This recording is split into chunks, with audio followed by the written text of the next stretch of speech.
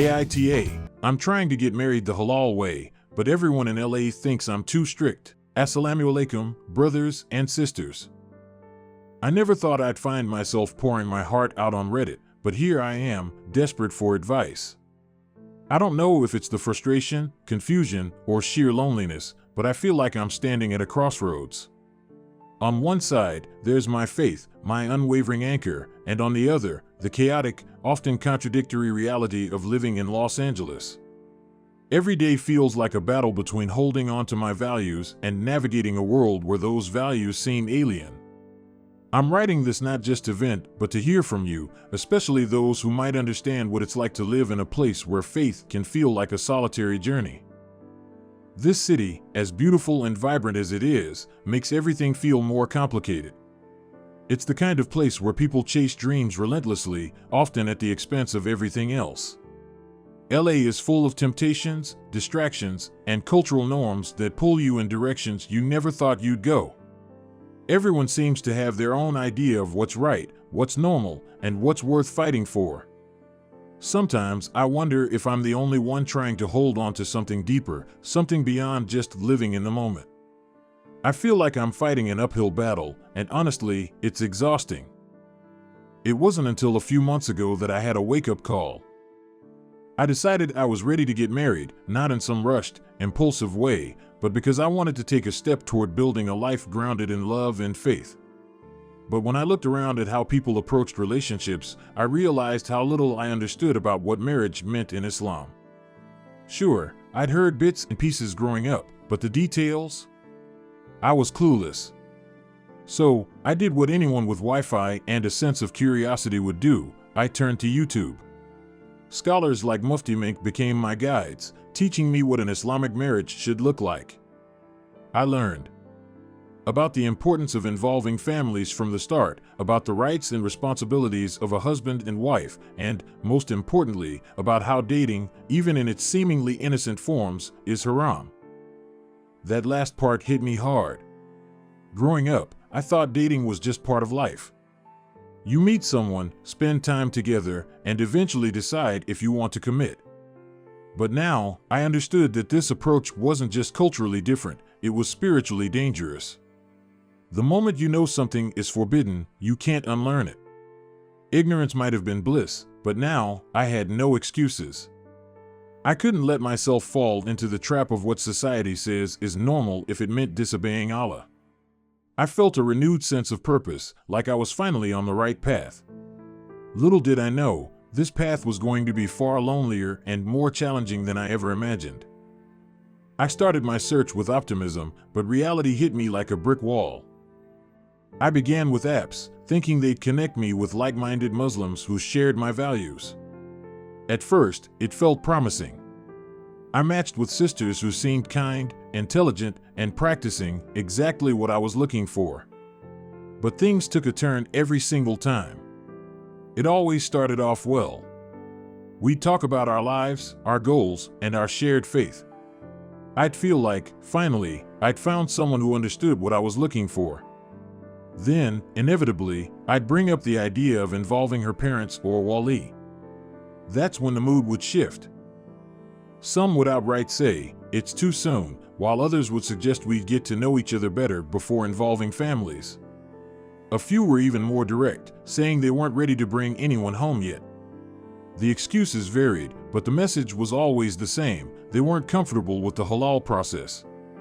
I started to feel like a broken record, trying to explain why this wasn't just my preference, it was what our faith requires. But instead of understanding, I got eye rolls, ghosting, or worse, condescending advice about how I needed to relax. Relax? How do you relax about something as serious as marriage? It felt like every time I tried to take a step forward, I was being pulled 2 steps back. One experience, in particular, left me questioning everything. I matched with a sister who seemed perfect on paper. She prayed 5 times a day, wore niqab, and even shared Islamic reminders during our chats. I thought, this is it. This is someone who gets it. For the first time in weeks, I felt hopeful. But as we got deeper into our conversations, she started sharing more about her past. At first, it was minor things, her favorite places in LA, her love for coffee. Then she casually mentioned how she'd gone on a few harmless coffee dates in the past. I froze. Coffee dates? I asked her to clarify, and she laughed like it was no big deal. Oh, you know, just holding hands, walking around, talking. Nothing serious. I couldn't believe what I was hearing. Holding hands? Walking around? I told her that kind of behavior crossed boundaries. She waved it off, saying, "Come on, we're young." It's not like I did anything major. I felt like someone had punched me in the gut. Here was someone who claimed to be practicing, someone who seemed to understand the importance of modesty and faith, and yet she didn't see a problem with this. I ended the conversation right then and there. I felt hurt, confused, and deeply disappointed. It wasn't just about her actions, it was about the fact that even among those who seemed religious, the lines between halal and haram were blurred. It made me wonder if I was chasing an ideal that no longer existed. The cultural clash is starting to break me down. Living in Los Angeles, I'm constantly surrounded by messages that tell me I'm the problem. The city thrives on individuality, instant connections, and putting your desires first. Even among Muslims, I hear things like, "You're too young to settle down," or "Why make things so complicated?" For yourself? At work, at school, even among some practicing Muslims I know, the pressure to loosen up is relentless. Sometimes, I wonder if they're right. Maybe I am being too rigid. Maybe I'm making this harder than it needs to be. But then I think about the bigger picture. This isn't just about finding a partner, it's about finding someone who will walk with me on the path to Jannah. Someone who will raise a family with me in a way that pleases Allah. How can I compromise on that? How can I let go of the principles that define who I am? The conflict between these two worlds is exhausting. Some days, I feel like I'm standing in the middle of a battlefield, fighting a war no one else even sees. The loneliness is the hardest part. Every night, I find myself praying for guidance. I pour my heart out to Allah, asking Him to make this path easier, to send me someone who shares my values and understands what I'm trying to build. But the answers don't come easily. The road ahead feels long, winding, and uncertain.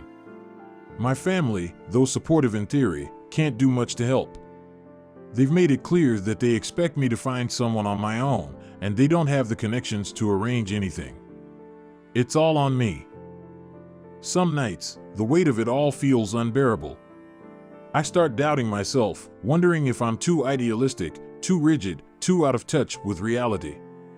Maybe arranged marriage would solve all my problems. But that's not an option for me.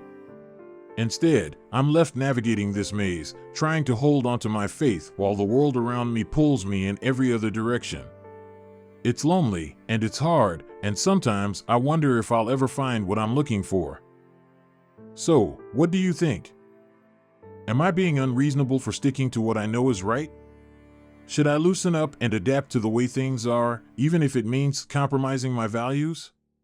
Or should I stay on this lonely, uphill path and trust that Allah has a plan for me? I'd love to hear your thoughts, especially if you've faced similar struggles. May Allah guide us all, forgive our shortcomings, and grant us the strength to stay true to ourselves. Jazakallahu khair for reading. The spiral of self-doubt is real. There are moments when I catch myself thinking, what if I'm the problem?